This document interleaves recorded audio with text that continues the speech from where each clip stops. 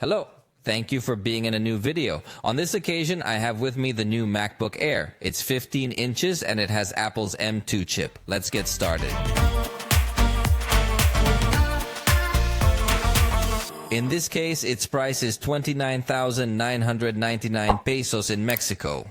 On the screen, you see the reference price in dollars to have more or less an idea. Although remember that the prices here are not the same as there. As usual with Apple, we are going to find a packaging that is very easy to open. This is something I really enjoy about Apple products. Notice how it simply has a ribbon here and I just peel it off and just like that it's done.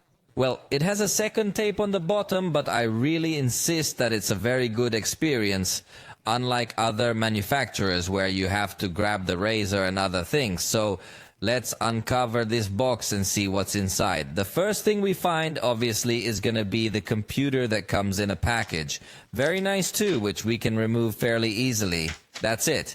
One thing I like is that there are 4 color options for you to choose from. In this case, I chose the one called Midnight, but it is also available in other lighter options. In this case, I'm already noticing that the toes get a little bit more indented than I'd like. So probably in the lighter color options, it's not so noticeable, but it's something that I'm just seeing from first impressions. Another thing I notice is that it is quite light and extremely thin. Remember that there are no fans here because Apple's new architecture doesn't get as hot as it did in the past when they integrated Intel processors. So the computer really looks very attractive, but before we go on and take a look at the software as well, let's see what else comes in the box, which honestly looks like it won't be too much. We are going to find a cable that is a braided cable, and I like that it comes in the same color as the computer. It doesn't come in white and it doesn't come in black either. So we could say that it also comes in midnight color. On one of its ends, we find the MagSafe connector, which, as you know, has magnetic absorption so that it stays plugged in. But in case of any accident and someone trips over the cable, it can easily come off and you are not going to end up with the computer on the floor. On the other side, it comes with USB-C and it's a cable that doesn't seem to be too long. So in that aspect, you have to consider it because maybe you're going to need to buy a longer cable depending on where you're going to fit your computer. But the truth of the matter is that these computers consume very little power. So the battery can last you a long time and then you can simply charge it for a while you rest. So in addition to the cable, we are going to find here documentation that I call paperwork, a quick start guide, power documentation, and of course the traditional Apple stickers that in this case also come in midnight color. Finally, we come across the charger, which let me tell you is something that is surprising me too much. Notice how compact this charger is. Compared against computer chargers of this same price point, we are possibly looking at the most compact charger in the laptop industry.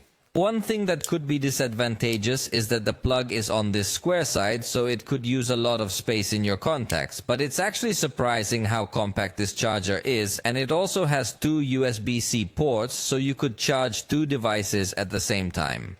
It has an output of 35 watts, so it's not an ultra-powerful charger, but it's a very compact charger that comes in handy because the MacBook Air is supposed to be designed for people who don't want it to weigh too much in their backpack or who want to carry it around very comfortably. So you really do get that with this compact charger, and that's all we have in the box. So how about you join me now to turn it on and take a quick look at its specs.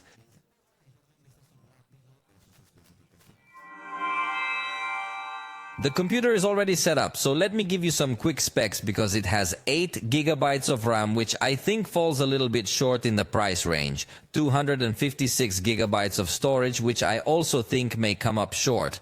So there it will be up to you as a user because you know that Apple gives you the opportunity to pay more to increase both storage and other things, but it's definitely one of the sections that could limit you a lot more. The screen specifically is 15.3 inches in its diagonal, and here you're looking at resolution 2880 by 1864 pixels.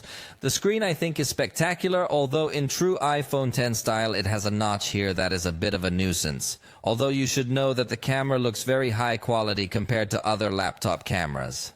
Something I really like is the size of the trackpad. It is really very wide compared to any other computer in the segment. I think here we will have the largest trackpad in this segment, although we will find few ports. On the right, we only have a headphone jack, and on the left, we have the power connector with MagSafe and 2 USB-C ports. Fortunately, they are Thunderbolt 4, so you could connect good adapters here and with very good speed extend more ports. So Apple has focused a lot on making this computer super light and super compact, but sacrificed quite a few ports.